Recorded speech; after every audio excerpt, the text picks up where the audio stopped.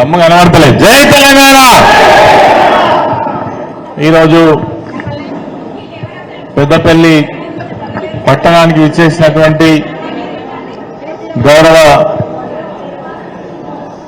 శాసన మండలి సభ్యులుగా కొనసాగుతున్నటువంటి గతంలో తెలంగాణ ఉద్యమాన్ని బతుకమ్మ ద్వారా తాము సృష్టించినటువంటి జాగృతి సంస్థ ద్వారా తెలంగాణ సంస్కృతిని సాంప్రదాయాలను తెలంగాణ ప్రజలకు ఎప్పటికప్పుడు స్పృహను కల్పిస్తూ తెలంగాణ ఉద్యమాన్ని ముందుకు నడిపినటువంటి మనందరి ఆడబిడ్డ కవితమ్మ గారు ఈరోజు పెద్దపల్లి పట్టణానికి రావడం చాలా సంతోషం. ఈ సందర్భంగా మనందరి తరఫున వారికి స్వాగతం గట్టిగా చెప్పాలతో తెలియజేస్తూ కార్యక్రమానికి అధ్యక్షత వహించినటువంటి జిల్లా బీఆర్ఎస్ పార్టీ అధ్యక్షులు కోరకంటి చందర్ గారు, మాజీ శాసనసభ్యులు అన్న విద్యావేత్త దాసరి మనోహర్ రెడ్డి గారు, మాజీ శాసనసభ్యులు, అదేవిధంగా నిన్న మొన్నటి వరకు జిల్లా పరిషత్ చైర్మన్ గా బాధ్యతలు కొనసాగించినటువంటి తమ్ముడు పుట్ట మధు గారు, రవీందర్ సింగ్ గారు, అదేవిధంగా పెద్దపల్లి ముద్దుబిడ్డ మాజీ కార్పొరేషన్ చైర్మన్ తమ్ముడు రాకేష్ గారు, పెంట రాజేష్ గారు, కార్మిక నాయకులు మిర్యాల రాజిరెడ్డి గారు, విజయారెడ్డి గారు, దాసరి ఉషా గారు, మిత్రులు రాష్ట్ర స్థాయిలో కేసీఆర్ గారికి ఎప్పటికప్పుడు అందుబాటులో ఉంటూ పార్టీకి సేవలు అందిస్తున్నటువంటి దామోదర్ గారు, అదేవిధంగా రఘువీర్ సింగ్ గారు, సోదరిమణి శైలజ గారు, మంత్రి మున్సిపల్ చైర్పర్సన్, అదేవిధంగా కార్మిక నాయకులు చాలా మంది వేదిక పైన ఉన్నటువంటి వాళ్ళందరికీ కూడా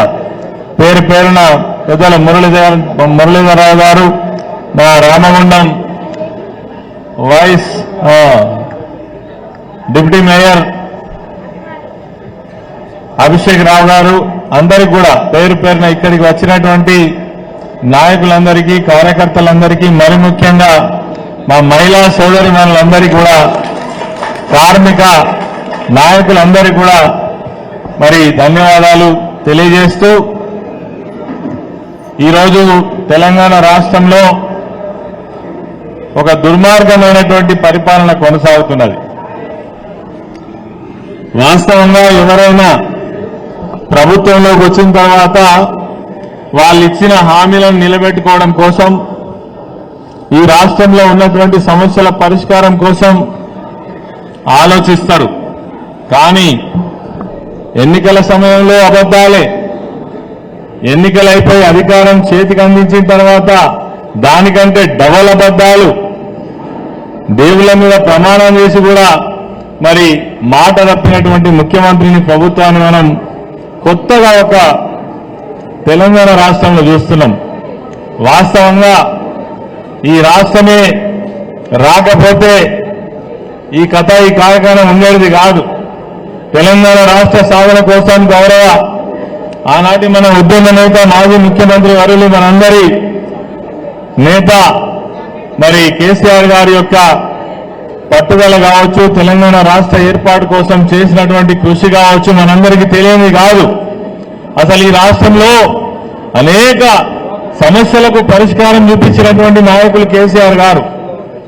60 సంవత్సరాల్లో ఉన్నటువంటి అనేక పెండింగ్ ఇష్యూస్, మాకు కరెంటు లేవు, మాకు నీళ్లు లేవు, మాకు వ్యవసాయం సాగడం లేదు, మా ఊళ్ళల్లో కనీసం మంచినీళ్ళు లేవు, కనీస వసతులు లేవు, మమ్మల్ని పట్టించుకునేటువంటి నాదుడు లేడు, సమైక్య ఆంధ్రప్రదేశ్ లో మేము అనేక రకాల భంగపాటు గురైనటువంటి ఆ పరిస్థితి నుంచి తెలంగాణ రాష్ట్రాన్ని సర్వాంగ సుందరంగా తీర్చిదిద్దినటువంటి నాయకులు కేసీఆర్ గారు.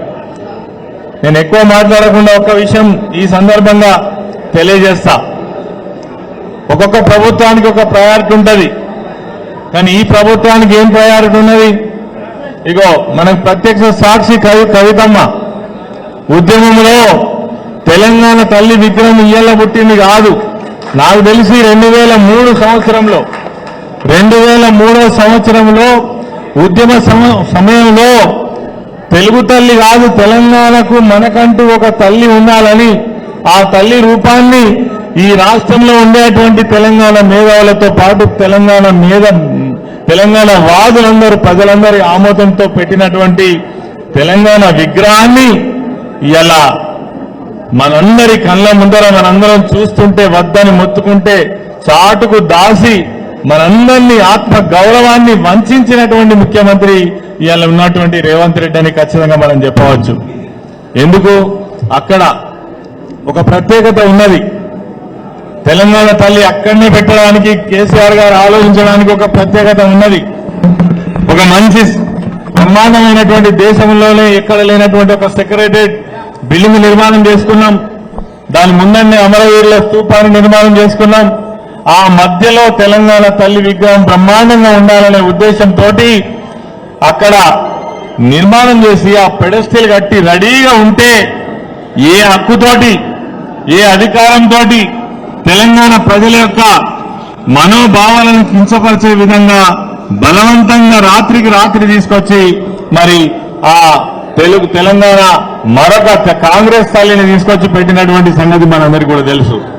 ఇదేనా ప్రయారిటీ? ప్రజలు ఇదే కోరుకున్నారా? మీ అధికారం ఇచ్చింది తెలంగాణ రాష్ట్ర, తెలంగాణ స్టేట్ అని ఉండే టీఎస్ తీసి ఏది టీజీ చేస్తావు, తెలంగాణ తల్లి విగ్రహం తీసి ఇంకోటి మారుస్తావు అంటే ఈ ప్రభుత్వానికి కనీసం ప్రజలన్నా, తెలంగాణ ఆత్మ గౌరవం అన్నా, తెలంగాణ ప్రాంతం యొక్క సమస్యలన్నా, వాళ్ళు ఇచ్చిన హామీలు నెరవేర్చాలన్నటువంటి సోయి లేకుండా ఇలా తెలంగాణ ప్రాంతంలో ఉన్నటువంటి అన్ని వర్గాల మరి అవహేళనకు గురవుతున్నటువంటి ముఖ్యమంత్రి ప్రభుత్వం అని ఈ సందర్భంగా మనం చెప్పుకోవచ్చు. నిన్నగాక మొన్ననే వాళ్ళు చేయించుకున్నటువంటి సర్వేలోనే ముఖం మీద దన్నినట్టు మరి దాదాపు 70 నుంచి 80% ప్రజలు మిమ్మల్ని ఒక్క సంవత్సరంలోనే మీ విధానాన్ని, మీ ప్రభుత్వ పరిపాలనను, మీ యొక్క మరి మీ చేతలన్నిటి కూడా వ్యతిరేకిస్తున్నామని తిరస్కరించినటువంటి పరిస్థితి మనం మొన్ననే చూసినాం.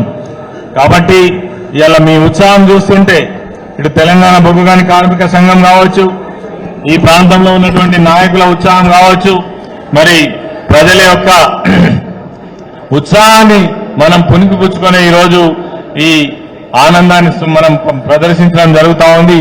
ఇదే ఉత్సాహంతో రానున్నటువంటి కాలంలో ఏదైతే కాంగ్రెస్ ప్రభుత్వంలో ఉన్నటువంటి అనేక మంది నాయకులు కావచ్చు, పోలీసులను ఆధారం చేసుకుని మన కార్యకర్తలను వంచేటువంటి కేసులు పెట్టేటువంటి, వేధించేటువంటి ప్రయత్నాలు ఎక్కడెక్కడైతే జరుగుతున్నాయో దానికోసం ఖచ్చితంగా నిలబడి వాళ్లకు ధైర్యం ఇచ్చే విధంగా మనం పనిచేద్దామని, అందరికీ అండదండగా ఉందామని, అన్యాయాన్ని వ్యతిరేకిద్దామని కేసీఆర్ గారి నాయకత్వంలో ముందుకు సాగుదామని మీ అందరికీ కూడా మరొకసారి తెలియజేస్తూ జై తెలంగాణ, జై తెలంగాణ. కేసీఆర్ గారి నాయకత్వం, కేసీఆర్ గారి నాయకత్వం.